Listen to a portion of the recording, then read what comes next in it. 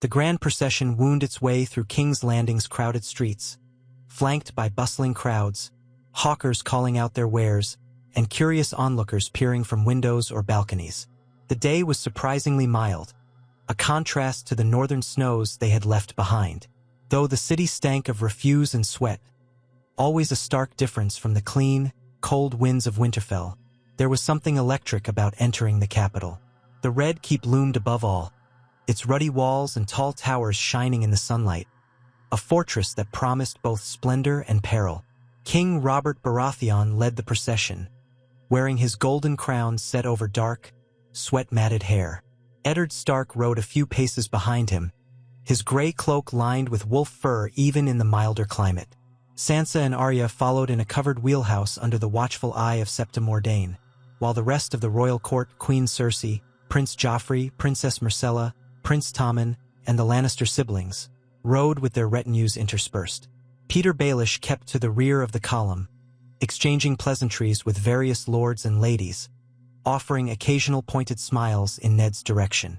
Jaime Lannister, clad in shining armor, was a shining lion among them, riding near the front with the other Kingsguard, ever near the king yet sparing glances back at Ned.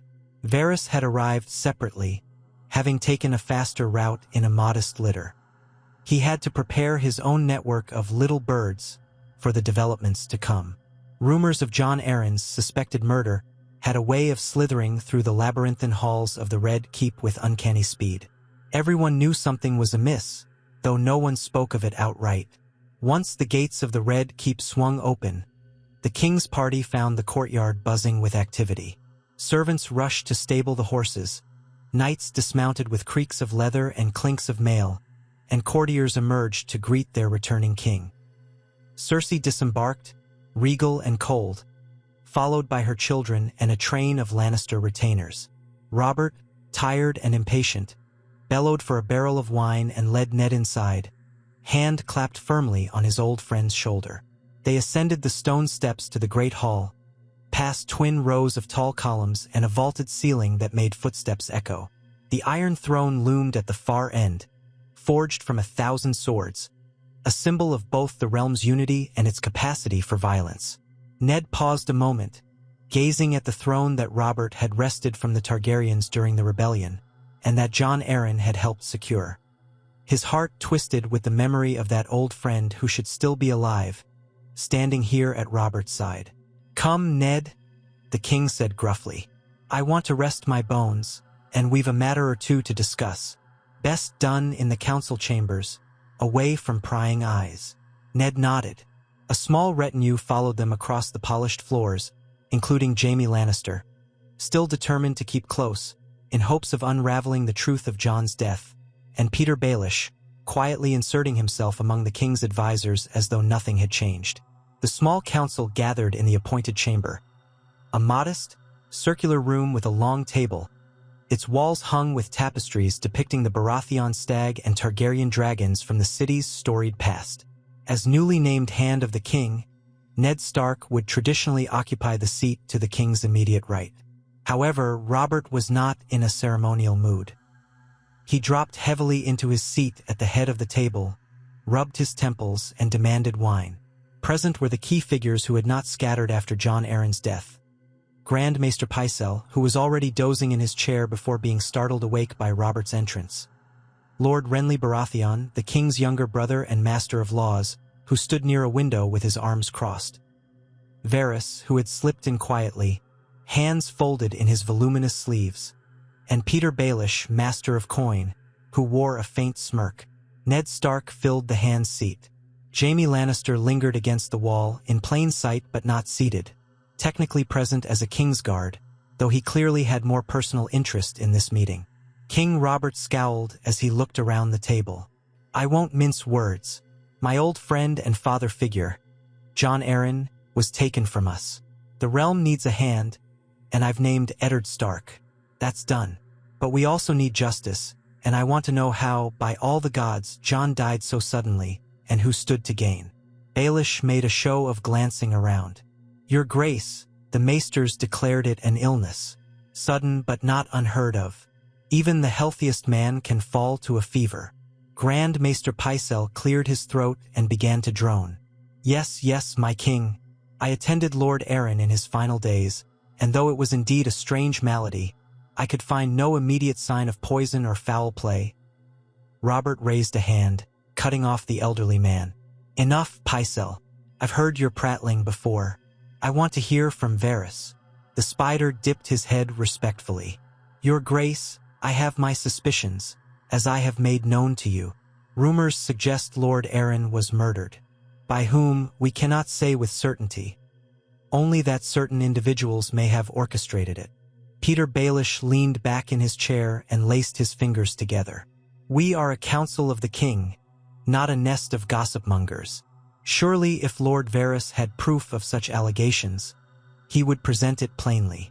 Would you not, Master of Whisperers? Varys smiled, unruffled. Proof is such a delicate matter. It often takes time to cultivate, like a rose in a garden. Lord Baelish. Ned said nothing at first, but he could feel Robert's tension coiling. He glanced at Jaime, who inclined his head ever so slightly, as if to say, we're all thinking the same thing. Lord Renly broke the silence, unable to hide a flicker of curiosity. Do we have any leads at all, truly? Or is this just rumor upon rumor? Varys seemed ready to speak, but King Robert answered instead.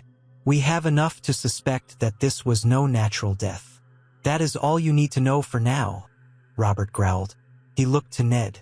My new hand will investigate. Anyone who stands in his way stands in mine. Understood. One by one, the council members murmured their assent. Baelish's voice was the softest. As you say, Your Grace. Ned took a measured breath. I will see to it, but I will require the cooperation of everyone at this table. Pycelle bobbed his head, complaining about the humors and the complexities of healing. Renly looked pensive. Baelish only nodded politely. The king rose, slamming his palm onto the table. Very well. We meet again on the morrow. I'm off to find something to eat and drink. Robert's exit shattered the formality of the meeting. The others stood, bowed, and made their way out. Ned lingered, gathering his thoughts. Baelish caught his eye from across the chamber. In the meantime, Lord Stark, Baelish said in a mild tone, if you have any questions about the treasury or Lord Arryn's last days, I am at your disposal. Ned responded with a courteous nod, but suspicion flared behind his eyes. He had yet to uncover concrete proof, but his instincts shouted that Littlefinger would try to cover his tracks while feigning helpfulness. It was exactly his style. Jaime brushed past Baelish, giving him a cold, passing glance. Then the Kingslayer turned to Ned. Walk with me, Stark, he said. We've matters to discuss regarding the guard details. Ned nodded wordlessly and followed Jaime out into the corridor. Behind them, Baelish stood for a moment, alone by the council table, lips quirked in a cryptic smile before he, too, departed. Ned's first days as Hand of the King proved exhausting. He was bombarded with matters of the realm. Petitions, disputes, and the crown's ever-mounting debts. There was hardly time to breathe, let alone investigate Jon Arryn's murder. But he made time. Late in the evenings, when the rest of the keep was abed or lost in revelry, Ned pored over old ledgers in the royal library, gleaning any detail that might tie Baelish to a hidden conspiracy. On the second night, Jaime Lannister entered the library unannounced. Candlelight played on the walls, illuminating shelves of dusty tomes and the scarred wooden table where Ned sat. Jaime closed the door softly behind him. I hear you've been burying yourself in ledgers, Jaime said with a hint of a smile. Not quite the life you wanted, I take it. Ned rubbed his eyes. War was simpler in some ways. This is a different battlefield. Jaime took a seat opposite him, laying his golden hand, clad in a finely wrought gauntlet, upon the table. We both know time is of the essence. Baelish will cover his tracks if he hasn't already. Varys says he's slipping ravens out of the Red Keep at odd hours. Ned's expression hardened. So soon? He must be rallying allies or forging new ones. He's cunning, Jaime agreed. I can't say I like trusting the spider's whispers, but so far, They've held true. We have to pin him down with something undeniable. Ned nodded, opening one of the older volumes. Jon Arryn was investigating lineage. He visited blacksmiths, questioned the royal genealogies. He was convinced something about the children was amiss. He trailed off, recalling how Lisa's letter had accused the Lannisters in part. But now we suspect Baelish used that rumor to point blame at your family, to fuel the tension. Jaime's face grew remote. And that might be all it was, a deflection. I doubt Jon Arryn's lineage investigation was about Baelish. More likely, Jon stumbled on something else that got him killed. Baelish saw an opportunity to exploit that. But what was it? Ned's brow furrowed. I don't know. We must keep searching. But in the meantime, I suspect Lisa Arryn knows more than she's told anyone. Jaime took a breath as if weighing the prospect. Your wife's sister, roosting in the eyrie with her boy. She's paranoid, so I hear. Afraid of every shadow. Ned said quietly. But if she were to come forward and accuse Baelish directly, and if we have enough evidence to corroborate it, Robert could act without hesitation. Jaime frowned. Getting her to King's Landing won't be easy, and if Baelish suspects were trying to contact her, he might move first. Ned folded the ledger shut. We will do it discreetly. One of my men I trust, my best man perhaps, will be sent to the Vale to speak with her directly. Jaime drummed his fingers on the tabletop. We'll have to coordinate with Varys to ensure Baelish's watchers don't intercept your messenger. Ned felt uneasy acknowledging the alliance. He never thought he'd be standing side by side with Jaime Lannister, relying on him for anything. But to find justice for Jon Arryn, he would endure it. Agreed. For Jon's sake, we proceed carefully.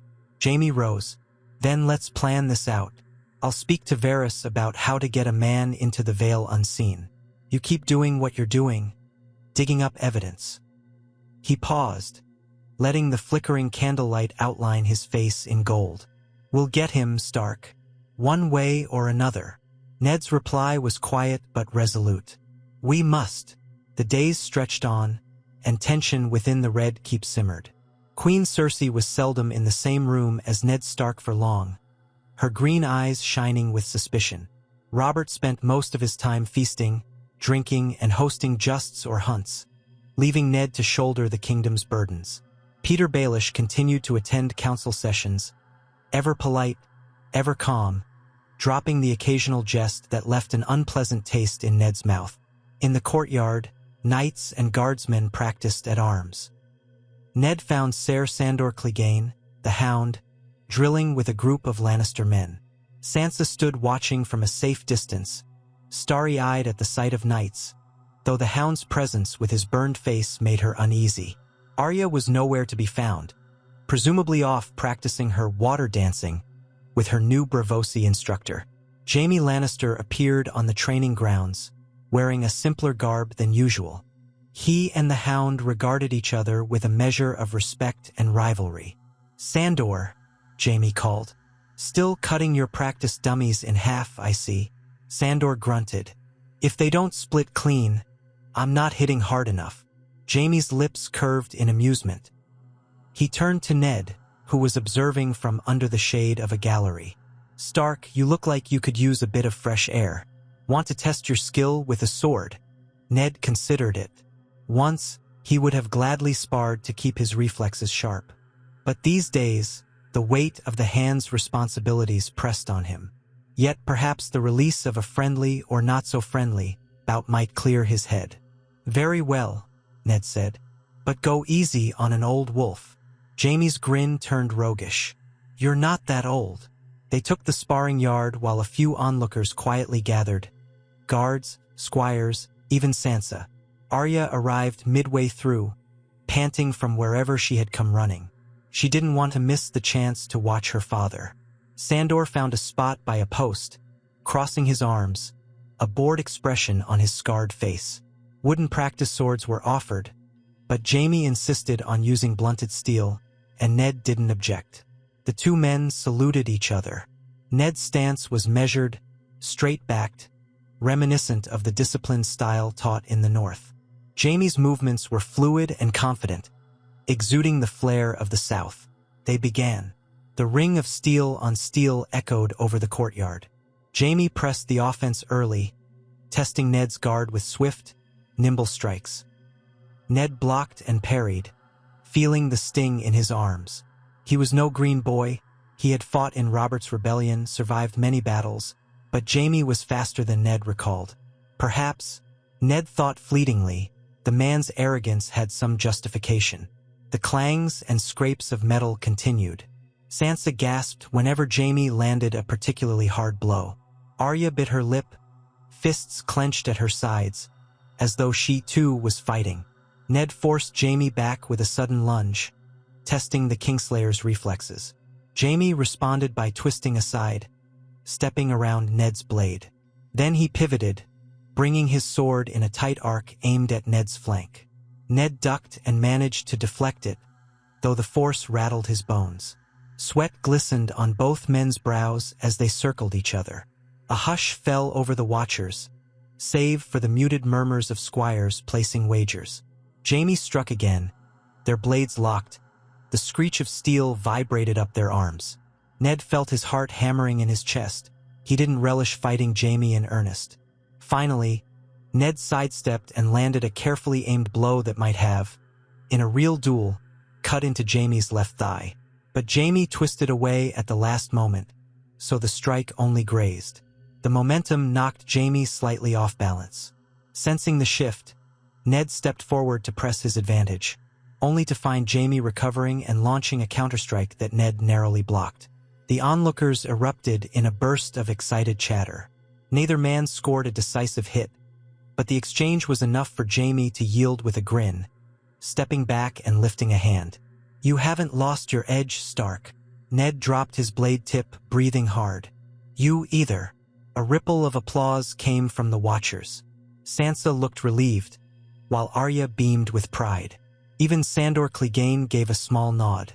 Jaime turned to the crowd and offered a slight bow, then extended the same courtesy to Ned, who acknowledged it stoically. Within that moment of matched steel, a curious sense of respect solidified further between the two men.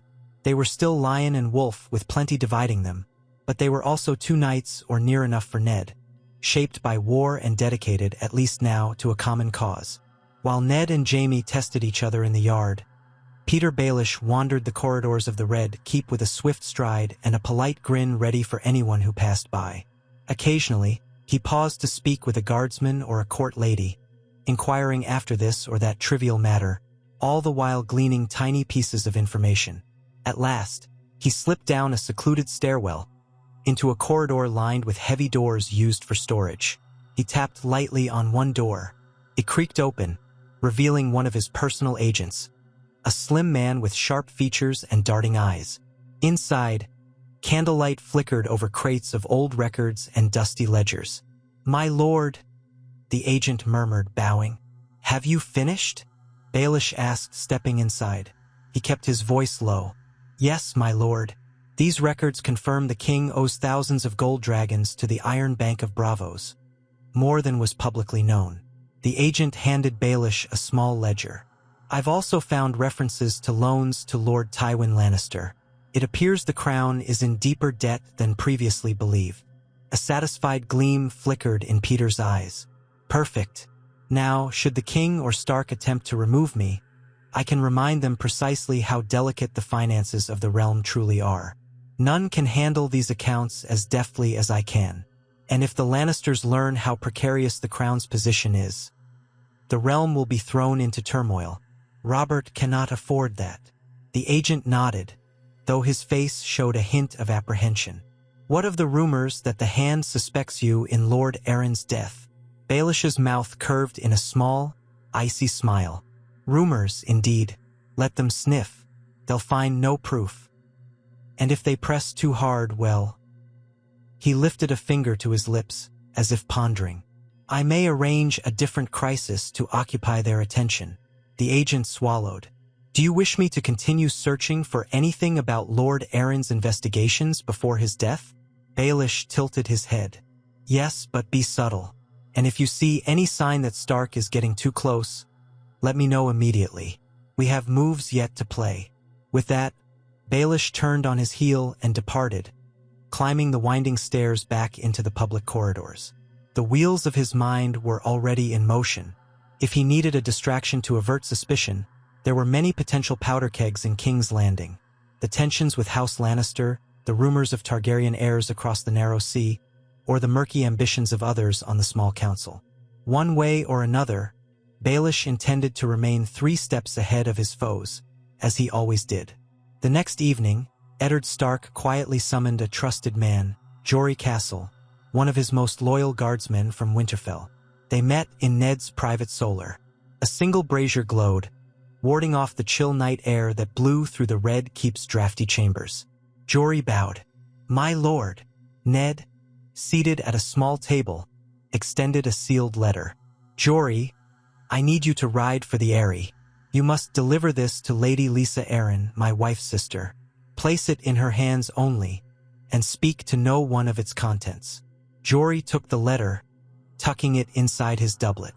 "As you command, my lord. Are we expecting trouble along the way?" Ned's gaze was somber. "I cannot say. Try to avoid attention. Take fewer men, travel lightly. We have reason to believe that powerful interests might want to stop this letter from reaching Lady Lisa. If you sense danger, trust your instincts." Jory bowed again, determined. "I will not fail you." Ned nodded in gratitude. "The realm depends on what Lady Lisa might tell us. Ride hard, but stay safe."